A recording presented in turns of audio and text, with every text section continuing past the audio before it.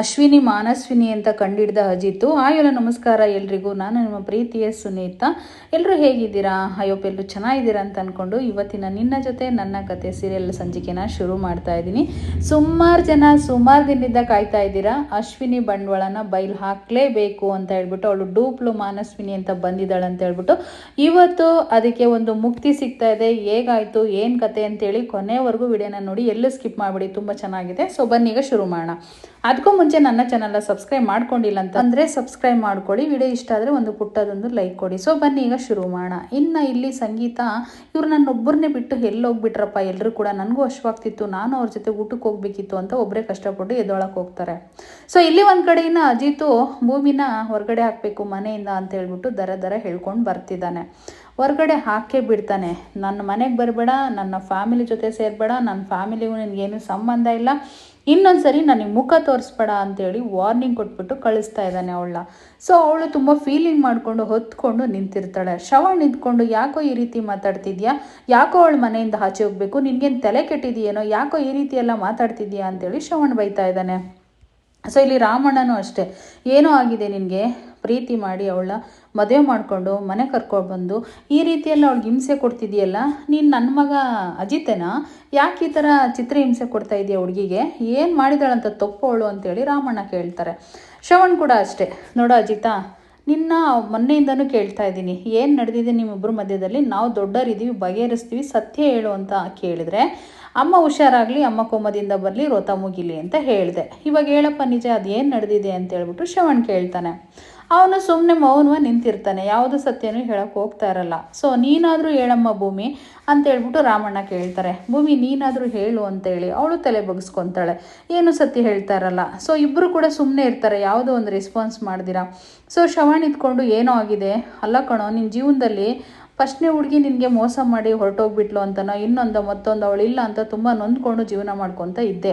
ನಿನ್ನ ಸಂಗಾತಿಯಾಗಿ ಅವಳು ಬಂದು ನಿನಗೆಲ್ಲ ಮರೆಸೋ ಥರ ಮಾಡಿ ನಿನ್ನ ಜೀವನದಲ್ಲಿ ಬಂದು ಸಂತೋಷ ನೆಮ್ಮದಿ ಎಲ್ಲ ಕಷ್ಟ ಸುಖದಲ್ಲಿ ನಿನ್ನ ಜೊತೆಗೆ ಜೀವನ ಮಾಡಿರೋ ಹುಡುಗಿನ ಇವತ್ತು ಮನೆಯಿಂದ ಆಚೆ ಹಾಕ್ತೀನಿ ಅಂತೀಯಲ್ಲ, ನಿನಗೆ ಮನುಷ್ಯತ್ವ ಇದೆಯಾ ಅಂತ ಹೇಳ್ಬಿಟ್ಟು ಶ್ರವಣ್ ಅಂತೂ ಬೈತಾ ಇರ್ತಾರೆ. ಇನ್ನು ರಾಮಣ್ಣನೂ ಅಷ್ಟೇ, ಏನೋ ಆಗಿದೆ ನಿನಗೆ, ಯಾಕೋ ಈ ರೀತಿ ಮಾಡ್ತಾ ಇದೆಯಾ, ಬಂಗಾರದಂಥ ಹುಡುಗಿ ಕಣೋ ಅವಳು, ನಮ್ಮನ್ನೆಲ್ಲ ಎಷ್ಟು ಚೆನ್ನಾಗಿ ನೋಡ್ಕೊತಿದ್ದಾಳೋ ಅವಳು, ನಮಗೆಲ್ಲ ಎಷ್ಟು ಚೆನ್ನಾಗಿ ಅಡ್ಜಸ್ಟ್ ಆಗಿದ್ದಾಳಪ್ಪ, ಸೊಸೆಗಿಂತ ಮಗಳು ಅಂತ ಅಂದ್ಕೊಂಡು ಅವಳನ್ನ ನೋಡ್ತಾ ಇದ್ವಿ ಕಣೋ. ಅವಳು ಕೂಡ ಅಷ್ಟೇ, ನನ್ನ ಫ್ಯಾಮಿಲಿ ಅಂತೇಳಿ ಕಣ್ಣು ಹೊತ್ಕೊಂಡು ನಮ್ಮನ್ನೆಲ್ಲ ಎಷ್ಟು ಚೆನ್ನಾಗಿ ಕಷ್ಟ ಸುಖ ಎಲ್ಲ ನೋಡಿಕೊಂಡು ಜೀವನ ಮಾಡ್ತಾಳೆ ಹುಡುಗಿ, ಅಂಥ ಹುಡುಗಿನ ಹೊರಗಡೆ ಹಾಕ್ತೀನಿ ಅಂತೀಯಲ್ಲ, ಏನೋ ಆಗಿದೆ ನಿನಗೆ ಅಂತೇಳಿ ಬೈತಾ ಇರ್ತಾರೆ.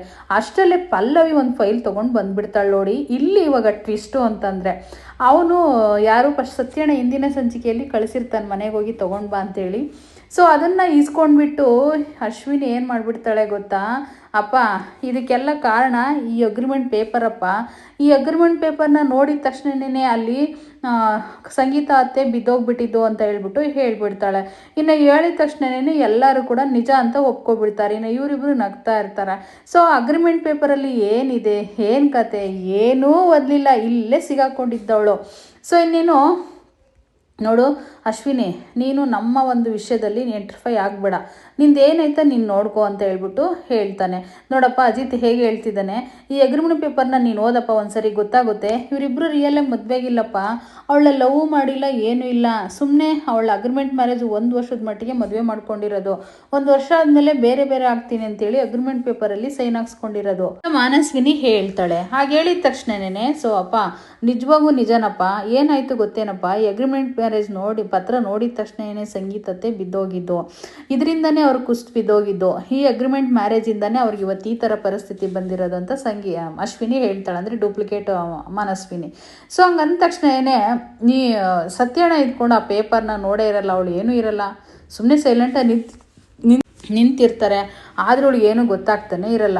ಸೊ ಅಷ್ಟರಲ್ಲೇ ಅಪ್ಪ ನೀನೇ ಓದಪ್ಪ ಈ ಅಗ್ರಿಮೆಂಟ್ ಪೇಪರ್ನ ಅಂತ ಹೇಳ್ಬಿಟ್ಟು ಅಶ್ವಿನಿ ಅಗ್ರಿಮೆಂಟ್ ಪೇಪರ್ನ ಕೊಡ್ತಾಳೆ. ಅದನ್ನು ಶ್ರವಣ್ ಇದ್ಕೊಂಡು ಓದ್ತಾನೆ. ಅದನ್ನು ಓದ್ಬಿಟ್ಟು ಏನು ಮಾಡ್ತಾನೆ ಗೊತ್ತಾ, ಪೂರ್ತಿ ಓದ್ತಾನೆ ಒಂದ್ಸರಿ ಆ ಪೇಪರ್ನ ಇಸ್ಕೊಂಡು. ಅದು ಬೇರೆದು ಯಾವುದೋ ಅಗ್ರಿಮೆಂಟ್ ಪೇಪರ್ ಆಗಿರುತ್ತೆ. ಅದು ಅಜಿತನ ಫ್ರೆಂಡು ಮತ್ತು ಫ್ರೆಂಡ್ ಹೆಂಡ್ತಿ 1 ವರ್ಷದ ಮಟ್ಟಿಗೆ ಅಗ್ರಿಮೆಂಟ್ ಮ್ಯಾರೇಜ್ ಮಾಡ್ಕೊಂಡಿರೋದಕ್ಕೆ ಸಾಕ್ಷಿಯಾಗಿ ಇವರಿಬ್ಬರು ಗಂಡ ಹೆಂಡತಿ ಸೈನ್ ಹಾಕಿರೋದನ್ನ ಅಗ್ರಿಮೆಂಟ್ ಪೇಪರ್ನ ಅದು ಸತ್ಯಣ್ಣ ರೆಡಿ ಮಾಡಿಬಿಟ್ಟು ಪಲ್ಲವಿ ಕೈಯಿಂದ ತರಿಸಿರುವಂಥದ್ದು. ಈಗ ಅರ್ಥ ಆಗಿರ್ಬೋದು ನಿಮಗೆಲ್ಲ. ಈ ಥರ ಇವಳ ಸಿಗಾಕ್ಸ್ಬೇಕನ್ನೋ ಒಂದು ಪ್ಲಾನಿಂಗೋಸ್ಕರ ಸತ್ಯಣ್ಣ ಮಾಡಿರೋ ಐಡಿಯಾ ಇದು. ಸೊ ಇನ್ನೇನು ಓದಿದ ತಕ್ಷಣ ನಿನಗೆ ಹಂಗೆ ಕಪ್ಪಾಳು ಕೊಡ್ಬಿಡ್ತೀನಿ ನೋಡು, ಇದನ್ನು ಕರೆಕ್ಟಾಗಿ ಓದ್ದ ನೀನು, ಇದು ಅಗ್ರಿಮೆಂಟ್ ಪೇಪರ, ಇದು ಅಜಿತ್ತು ಭೂಮಿದೆ, ಇದು ಅಗ್ರಿಮೆಂಟು, ಓದಲ್ಲಿ ಇದೆಲ್ಲ ಮಾತಾಡ್ತಿದ್ದೀನಿ ಅಂತ ಶ್ರವಣ್ ಕೇಳ್ತಾನೆ. ಅಪ್ಪ ನಿಜವಾಗೂ ಓದಿದ್ದೀನಪ್ಪ, ಅದು ರಿಯಲಿ ಅಗ್ರಿಮೆಂಟ್ ಪೇಪರಪ್ಪ ಅಂತ ಹೇಳ್ಬಿಟ್ಟು ಮತ್ತೆ ಕೊಡ್ತಾನೆ ಈಗ ಅಶ್ವಿನಿ ಕೈಲಿ ಪೇಪರ್ನ. ಅಶ್ವಿನಿ ಕೈಲಿ ಕೊಟ್ಟ ತಕ್ಷಣ ಅದು ಬೇಕಾಗಿರುತ್ತೆ, ಅದೇ ಫ್ರೆಂಡ್ದು ಯಾರ್ದೋ ಆಗಿರುತ್ತೆ ಅಗ್ರಿಮೆಂಟ್ ಪೇಪರು. ಸೊ ಅದನ್ನು ಇಟ್ಕೊಂಡು ನೋಡು ನೀನು ಮಗಳು ಅಂತ ಸುಮ್ಮನೆ ಒಂದು ಕಾರಣಕ್ಕೆ ಸುಮ್ಮನೆ ಇದ್ದೀನಿ, ಇಲ್ಲಾಂದರೆ ಕಪಾಳಕ್ಕೆ ಬಾರಿಸ್ತಾ ಇದ್ದೆ ನಾನು ಇವಾಗ ಅಂತ ಹೇಳ್ಬಿಟ್ಟು ಇಲ್ಲಿ ಶ್ರವಣ್ ಹೇಳ್ತಾನೆ. ಹಾಗೆ ಹೇಳಿದ ತಕ್ಷಣ ಇನ್ನು ಫೈನಲಿ ಅವಳು ಕಿರ್ಚ್ಕೊತಾಳೆ, ಅಪ್ಪ ಸುಳ್ಳು ಹೇಳ್ತಿದ್ದಾರಪ್ಪ, ನಿಜವಾಗೂ ಅಗ್ರಿಮೆಂಟ್ ಮ್ಯಾರೇಜ್ ಅಪ್ಪ ಇದು ಅಂತ ಹೇಳ್ಬಿಟ್ಟು ಮತ್ತೆ ಓದ್ತಾ ಇದ್ದಾಳೆ ಅವಳು ಇವಾಗ ಅಶ್ವಿನಿ. ಅದನ್ನು ಓದಿದ ತಕ್ಷಣ ಅದರಲ್ಲಿ ಡೂಪ್ಲಿಕೇಟ್ ಅಗ್ರಿಮೆಂಟ್ ಪೇಪರ್ ರೆಡಿಯಾಗಿರುತ್ತೆ. ಅಂದರೆ ಈಗ ಅಜಿತ್ ಫ್ರೆಂಡ್ ಹೆಂಡ್ತಿ ಈ ರೀತಿ ಅಗ್ರಿಮೆಂಟ್ ಮ್ಯಾರೇಜು ಪೇಪರ್ನ ರೆಡಿ ಮಾಡಿರ್ತಾರೆ. ಹಾಗಾದರೆ ಇದನ್ನ ನೋಡಿ ನೀನು ಕನ್ಫ್ಯೂಷನ್ ಆಗಿ ನೀನು ಸರಿಯಾಗಿ ಓದ್ದ, ನಮ್ಮ ಅಕ್ಕನಿಗೂ ಕನ್ಫ್ಯೂಷನ್ ಮಾಡಿ ಅವ್ರನ್ನೂ ಪೂರ್ತಿ ಓದಕ್ಕೆ ಬಿಡ್ದ ನೀನು, ಈ ರೀತಿ ಅವ್ರನ್ನ ಮೂರ್ಛೋಗಂಗೆ ಮಾಡ್ದ ನೀನು ಅಂತ ಹೇಳ್ಬಿಟ್ಟು ಶ್ರವಣ್ ಬೈತಾ ಇರ್ತಾನೆ. ಇನ್ನು ಅಷ್ಟರಲ್ಲೇ ಸತ್ಯಣ್ಣ ಬಂದರು ನೋಡಿ, ಮನಸ್ವಿನಿ ಈ ಪೇಪರು ನಿನ್ಗೆ ಎಲ್ಲಿ ಸಿಕ್ತೋ, ಇದು ಅಗ್ರಿಮೆಂಟ್ ಪೇಪರ್ ಅಂತ ಹೇಳ್ದಲ್ಲ ನೀನು, ಅಜಿತ್ತಂದು ಭೂಮಿದು ಅಂತ ಹೇಳ್ಬಿಟ್ಟು, ಇದನ್ನು ನೀನೂ ಸರಿಯಾಗಿ ಓದ್ದ, ಸಂಗೀತಮ್ಮನಿಗೂ ಓದಕ್ಕೆ ಸರಿಯಾಗಿ ಬಿಡ್ದ, ಅವ್ರಿಗೆ ಇಲ್ದವೆಲ್ಲ ಹೇಳಿ ಇವತ್ತು ನೀನು ಈ ಥರ ಪರಿಸ್ಥಿತಿ ತಂದು ಕುಂಡ್ರಿಸಿದೆಯಲ್ಲ ಅವ್ರನ್ನ, ಇದಕ್ಕೆಲ್ಲ ನೀನೇ ಕಾರಣ ಅಂತ ಸತ್ಯಣ್ಣ ಹೇಳ್ತಾರೆ. ಸೊ ಹೇಗಾದರೂ ಮಾಡಿ ಭೂಮಿನ ಉಳಿಸ್ಕೋಬೇಕನ್ನೋದು ಸತ್ಯಣ್ಣನ ಉದ್ದೇಶ ಆಗಿರುತ್ತೆ. ಸೊ ಇನ್ನೇನು ಅವಳು ಇಲ್ಲ ನಾನು ಕರೆಕ್ಟಾಗಿರೋದನ್ನೇ ಅಗ್ರಿಮೆಂಟ್ ಪೇಪರ್ನ ಓದ್ದೆ ಅಂತಲೇ ಹೇಳ್ತಾಳೆ.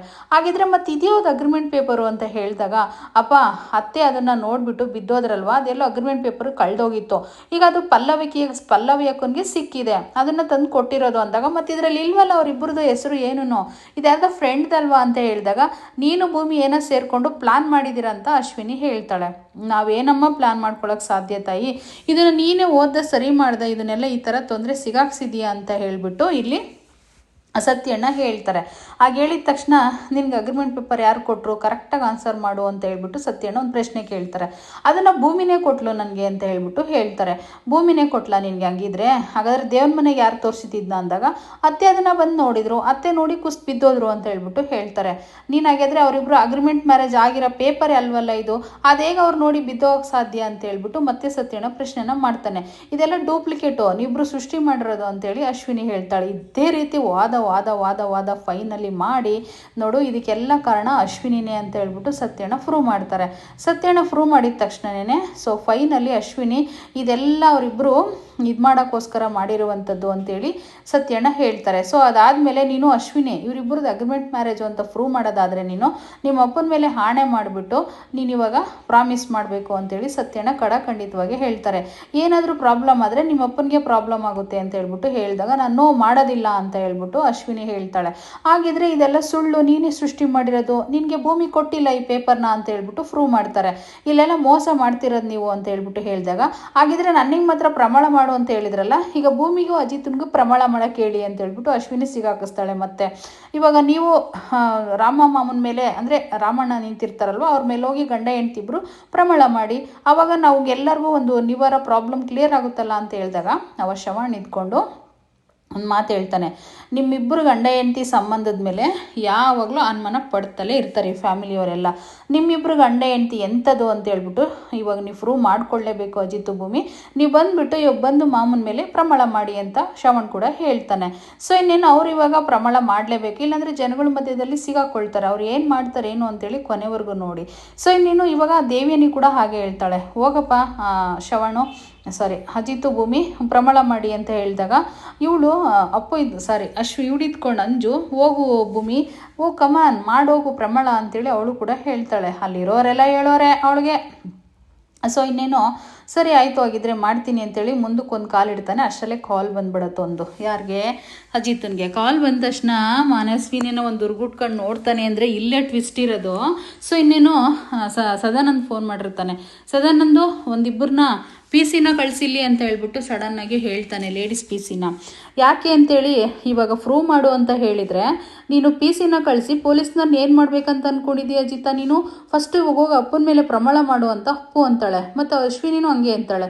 ಈಗ ಪಿ ಸಿನ ಕರೆಸ್ಬಿಟ್ಟು ಏನು ಮಾಡಬೇಕಿಲ್ಲಿ, ಈಗ ಪ್ರಮಾಣ ಮಾಡೋದಕ್ಕೆ ನಿಮ್ಮ ಅಗ್ರಿಮೆಂಟ್ ಮ್ಯಾರೇಜ್ನ ತಪ್ಪಿಸ್ಕೊಳ್ಳೋಕೆ ಇದೆಲ್ಲ ನಾಟಕನ ಅಂತ ಅಶ್ವಿನಿ ಹೇಳ್ತಾಳೆ. ಈಗ ನಾನು ಆಮೇಲೆ ಪ್ರಮಾಣ ಮಾಡಿ ನಾವು ಗಂಡ ಹೆಂಡ್ತಿ ಅಂತ ಪ್ರೂವ್ ಮಾಡ್ಕೊತೀವಿ, ಇವಾಗ ಒಂದು ಕತೆ ಹೇಳ್ತೀನಿ ಅಂತ ಹೇಳ್ಬಿಟ್ಟು ಇವನು ಅಜಿತ್ ಹೇಳ್ತಾನೆ. ಅದೇನೋ ಕತೆ ನಿಂದು ಅಂತ ಹೇಳ್ಬಿಟ್ಟು ಮನೆಯವರೆಲ್ಲ ಕೇಳ್ತಾರೆ. ಏನಿಲ್ಲಪ್ಪ, ಒಂದು ವಿಷಯ ಗೊತ್ತಾ, ರಾಣ ಅಂದರೆ ಯಾರಂತ ಗೊತ್ತಲ್ವ ನಿಮಗೆಲ್ಲ ಅಂತ ಹೇಳ್ಬಿಟ್ಟು ಕೇಳ್ತಾನೆ. ಆಗ ಅಂದ ತಕ್ಷಣ ಮನೆಯವರೆಲ್ಲ ಗಾಬರಿ ಆಗ್ತಾರೆ. ಇನ್ನು ಅಶ್ವಿನಿ ಅಂತೂ ಸಿಕ್ಕಾಬಟ್ಟೆ ಗಾಬರಿ ಆಗ್ತಾಳೆ. ಅಪ್ಪ, ರಾಣ ನಮ್ಮ ಜೈಲಲ್ಲಿ ಇದ್ದ. ಆ ರಾಣ ಜೈಲಲ್ಲಿ ಇರಬೇಕಾದಾಗ ಪದೇ ಪದೇ ಒಂದು ಬೊಕ್ಕೆ ಬರ್ತಿತ್ತು. ಆ ಬೊಕ್ಕೆ ಎಲ್ಲಿಂದ ಬರುತ್ತೆ ಏನು ಅಂತೇಳಿ ಕಂಡುಹಿಡಿಬೇಕಾದಾಗ ನನಗೆ ಗೊತ್ತಾಗಿದ್ದು ಒಂದು ವಿಷಯ ಏನು ಗೊತ್ತಾ, ರಾಣನಿಗೆ 2 ಹೆಣ್ಮಕ್ಳು ಅಂತ ಹೇಳ್ಬಿಟ್ಟು ಅಂತೇಳಿ ಅಜಿತ್ ಹೇಳ್ತಾನೆ. ಆ ಹೆಣ್ಮಕ್ಳು ಯಾರಂತ ಗೊತ್ತೇನಪ್ಪ ನಿಮಗೆ ಅಂತೇಳಿ ಕೇಳಿದಾಗ ಅವಳು ಆಲ್ರೆಡಿ ಶಾಕ್ ಆಗೋಗ್ಬಿಟ್ಟಿರ್ತಾಳೆ. ಅದರಲ್ಲಿ ದೊಡ್ಡ ಮಗಳು ಬಂದ್ಬಿಟ್ಟು ನೀವೆಲ್ಲರೂ ನೋಡಿರೋಂಥ ಮಗಳೇ ಅಂತ ಹೇಳ್ಬಿಟ್ಟು ಅವಳ ಹೆಸರು ಹೇಳ್ತಾನೆ. ಅದಾದಮೇಲೆ 2ನೇ ಮಗಳ ಹೆಸರು ಏನಂತ ಗೊತ್ತೇನಪ್ಪ, ರಾಣಿ ಅಶ್ವಿನಿ ಅಂತ ಹೇಳ್ಬಿಟ್ಟು ಹೇಳ್ತಾನೆ. ರಾಣಿ ಅಶ್ವಿನಿ ಹೇಳಿದ ತಕ್ಷಣ ಅವಳಿಗೆ ಫುಲ್ ಫೀಸ್ ಹೋಗುತ್ತೆ ಅಲ್ಲೇನೇನೆ. ರಾಣ ಅಶ್ವಿನಿ ಅಂತ ಹೇಳ್ತಿದ್ಯಲ್ಲ, ಯಾರು ಅವರು ಅಂತೇಳಿ, ಇದಕ್ಕೆಲ್ಲ ಏನೋ ಸಂಬಂಧ ಅಂತ ಕೇಳಿದಾಗ ಅದೇನು ಗೊತ್ತಮ್ಮವ, ಎಲ್ಲ ಎನ್ಕ್ವೈರಿ ಮಾಡಿ ನೋಡಿ ಆದಮೇಲೆ ಇವಳೇ ರಾಣ ಮಗಳು ಅನ್ನೋದು ಗೊತ್ತಾಯಿತು ನನಗೆ ಅಂತ ಹೇಳ್ಬಿಟ್ಟು ಹೇಳ್ಬಿಡ್ತಾನೆ. ಆಗ ಹೇಳಿದ ತಕ್ಷಣ ತುಂಬಾ ಶಾಕ್ ಆಗುತ್ತೆ. ಏನು ಪ್ರೂಫ್ ಇದೆ ನಿನಗೆ ಅಂತ ಅಶ್ವಿನಿ ಕೇಳ್ತಾಳೆ. ನಿಂಗೆ ಗೊತ್ತು ನಮ್ಮ ಪ್ರೂಫ್ ಕೇಳ್ತೀಯ ಅಂತ ಹೇಳ್ಬಿಟ್ಟು ನನಗೆ ಗೊತ್ತು, ಪ್ರೂಫ್ ಇಟ್ಕೊಂಡಿದ್ದೀನಿ ಅಂತ ಕೂಡ ಅಜಿತ್ ಹೇಳ್ತಾನೆ. ಶ್ರವಣ್ ಇಟ್ಕೊಂಡು ಆಲ್ರೆಡಿ ಅಳಕ್ಕೆ ಶುರು ಮಾಡಿರ್ತಾನೆ. ಸೊ ಇನ್ನೇನು ತೊಗೊಳ್ಳಿ ಮವ, ಈ ಪ್ರೂಫ್ನ ನೋಡಿ ನನ್ನ ಹತ್ರ ಇರೋದನ್ನ ಅಂತ ಹೇಳ್ಬಿಟ್ಟು ಆ ಮೊಬೈಲಲ್ಲಿರೋ ಪ್ರೂಫ್ನ ಕೊಡ್ತಾನೆ. ಮಮ್ಮ ಇದನ್ನು ನೋಡಿದ್ರು ನೀನು ನಂಬಲ್ಲ, ಆಧಾರ್ ಕಾರ್ಡಲ್ಲಿ SSLC ಓದಿರೋದು ಪ್ರತಿಯೊಂದು ಡೀಟೇಲ್ಸು, ಮತ್ತು ರಾಣನ್ಗಿಬ್ಬರು ಹೆಣ್ಮಕ್ಳು, ಮತ್ತು ಆಧಾರ್ ಕಾರ್ಡ್ ಕೂಡ ನೋಡಿ ಮವ ಅಂತ ಹೇಳ್ಬಿಟ್ಟು ಕೊಡ್ತಾರೆ. ಕೊಟ್ಟ ತಕ್ಷಣ ಅಲ್ಲೇ ಶ್ರವಣ್ ಒಂಥರ ಶಾಕ್ ಆಗಿಬಿಡ್ತಾನೆ. ಅದು ಎಲ್ಲ ಕರೆಕ್ಟಾಗಿ ಇರುತ್ತೆ. ನೀನು ಇದನ್ನು ಕೇಳಲ್ಲ ಅನ್ನೋದು ನನಗೆ ಗೊತ್ತು, ಅರ್ಧ ಗಂಟೆ ಟೈಮ್ ಕೊಡು, ಎಲ್ಲ ವಿಷಯ ಗೊತ್ತಾಗುತ್ತೆ ಅಂತ ಹೇಳ್ಬಿಟ್ಟು ಹೇಳ್ತಾನೆ. ಅಪ್ಪ ನಿಜವಾಗೂ ನಂಬೇಡಿಯಪ್ಪ, ಇವರಿಬ್ಬರು ಅಗ್ರಿಮೆಂಟ್ ಮ್ಯಾರೇಜು ಪಬ್ಲಿಕ್ ಆಗುತ್ತೆ, ಇವಾಗ ಮನೆಯವರೇ ಮುಂದೆ ಎಲ್ಲ ಗೊತ್ತಾಗ್ಬಿಡುತ್ತೆ ಅಂತ ಈ ರೀತಿ ನಾಟಕ ಆಡ್ತಿದ್ದಾನಪ್ಪ ಅಜಿತು. ಇವಾಗ ಬಂದಿದೆಯಪ್ಪ, ಯಾವ ರೀತಿ ಬೇಕಾದ್ರೂ ಕ್ರಿಯೇಟ್ ಮಾಡ್ಬೋದು, ಯಾವ ಥರ ಬೇಕಾದರೂ ಮಾಡ್ಬೋದು ಅಂತ ಹೇಳ್ಬಿಟ್ಟು ಹೇಳಿದಾಗ, ಮವ ಇನ್ನೊಂದು ವಿಡಿಯೋ ಇದೆ ನೋಡಿ, ಅದರಲ್ಲಿ ಅಕ್ಕ ತಂಗಿಯರಿಬ್ರು ಒಂದು ಬರ್ತಡೇಲಿ ಎಲ್ಲ ಬರ್ತಡೇ ಮಾಡ್ಕೊಂಡಿರೋಂಥ ವಿಡಿಯೋ ಕೂಡ ಇದೆ ನೋಡಿ ಅಂದಾಗ ಅವಾಗ ಅಶ್ವಿನಿ ಮತ್ತೆ ಹೇಳ್ತಾಳೆ, ಇದೆಲ್ಲ ಎಲ್ಲಿ ಕ್ರಿಯೇಟ್ ಮಾಡೋದು ಅಂತ ಹೇಳ್ಬಿಟ್ಟು. ಸರಿ ಆಗಿದ್ರೆ ಅರ್ಧ ಗಂಟೆ ಟೈಮ್ ಕೊಡಿ, ಇನ್ನೂ ಬೇಕಾದಷ್ಟು ಸಾಕ್ಷಿಗಳು ಸಿಗುತ್ತೆ ಅಂತ ಹೇಳಿದಾಗ, ಅಪ್ಪ ಒಂದು ವಿಷಯ ಗೊತ್ತಾ ಮಮ್ಮ, ಇವಾಗ ರಾಣ ಜೈಲಿಂದ ತಪ್ಪಿಸ್ಕೊಂಡಿದ್ದಾನೆ. ಅವನು ಎಲ್ಲ ಕಡೆ ಹುಡುಕಿ ಆಲ್ರೆಡಿ ನಾವು ತುಂಬಾ ಕಷ್ಟಪಟ್ಟಿದ್ದೀವಿ, ಅವನೀಗ ಸಿಗೋದೇ ಮುಖ್ಯ ಆಗಿದೆ. ಆದರೆ ರಾಣ ಎಲ್ಲಿದ್ದಾನೆ ಅನ್ನೋದು ನಮಗೆ ಚೆನ್ನಾಗಿ ಗೊತ್ತಾಗಿದೆ, ನನಗೆ ಮಾತ್ರ ಅಂತ ಹೇಳ್ಬಿಟ್ಟು ಹೇಳಿದಾಗ ಮೇಲಧಿಕಾರಿಯಿಂದ ತುಂಬ ಪ್ರೆಷರ್ ಮಾಡ್ತಿದ್ದಾರೆ. ರಾಣ ಎಲ್ಲಿದ್ದಾನೆ, ಹುಡುಕೊಡು ಅಂತ ಹೇಳ್ಬಿಟ್ಟು. ಆದರೆ ರಾಣ ಇರೋ ಪ್ಲೇಸು ನನಗೆ ಗೊತ್ತು ಅಂತ ಹೇಳ್ಬಿಟ್ಟು ಹೇಳಿದಾಗ ಅಲ್ಲಿಗೇನೆ ಫೀಸ್ ಹೊರಟೋಗ್ಬಿಡುತ್ತೆ ಅಶ್ವಿನಿಗೆ. ಸೊ ಇವತ್ತಿನ ಸಂಚಿಕೆ ಇಲ್ಲಿಗೆ ಮುಗಿತಾ ಇದೆ. ಸೊ ನಾಳೆ ಏನಾಗುತ್ತೆ, ಏನು ಕತೆ ಅಂತ ಕಾದು ನೋಡಬೇಕಾಗುತ್ತೆ. ಇಲ್ಲಿ ಶ್ರವಣ್ ಅಂತೂ ಕುಸ್ತು ಬಿದ್ದೋಗಿದ್ದಾನೆ. ಸೊ ಮಾನಸ್ವಿನಿ ಯಾರು, ಏನು ಎತ್ತ ಅನ್ನೋದು ಇವಾಗ ಕತೆ ಹುಟ್ತಾ ಇದೆ ಇಲ್ಲಿ. ಸೊ ಅಶ್ವಿನಿ ತಪ್ಪಿಸ್ಕೊತಾಳೆ ಇವರೆಲ್ಲರಿಂದನೂ. ಶ್ರವಣ್ ನೋಡಿದ್ರೆ ಕೆಳಗಡೆ ಬಿದ್ದೋಗ್ತಾನೆ. ಪ್ರತಿಯೊಂದು ಪ್ರಶ್ನೆಗಳಿಗೂ ಉತ್ತರ ಕೊಡ್ದ ಓಡೋಗ್ಬಿಡ್ತಾಳೆ ಅಶ್ವಿನಿ. ಸೊ ವಿಡಿಯೋ ನೋಡ್ರಿಗೆಲ್ಲ ನನ್ನ ಕಡೆಯಿಂದ ಧನ್ಯವಾದಗಳು. Thank you.